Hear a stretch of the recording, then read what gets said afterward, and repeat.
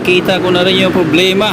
Kaya pala, ito pala yung nag-cause ng error 14. Yung 14 saka 13 ay magkasama lang. Ito yung 13, 14. Ito 22. Tapos ito 15. Ito naman yung 21. Kaya pag naglabas siya ng 21, ito yon. Tapos yung 14 ay ito, nagkaroon siya ng problema sa mga vacuum hose. Ito, naputol na yung hose. Ito yung problema, dalawa na ang putol, pero apat na to palitin ito. Ito, nakabit na yung throttle body. Tapos ang susunod na gagawin dito ay kailangan siyang i-reset sa CO1 number 17. Ganon din sa CO2 number 17. Sa pag-reset naman ng ECU sa number 17 ay i-press mo lang, hold mo lang yung dalawang button hanggang lumabas yung oras.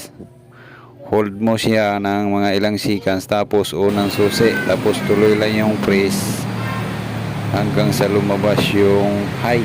Pag lumabas na yung high, unang lalabas yung D1, tapos CO, tapos balik sa D1.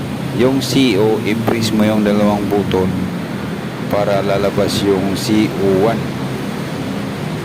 tapos CO2, silik CO2, tapos silik uli CO1. Ngayon yung CO1, i-press mo yung dalawang button para lumabas yung kung halimbawa hindi siya 17, i-sit mo siya sa 17. Pag na-sit na siya sa 17, i-press mo lang yung dalawang button para mawala yung 17.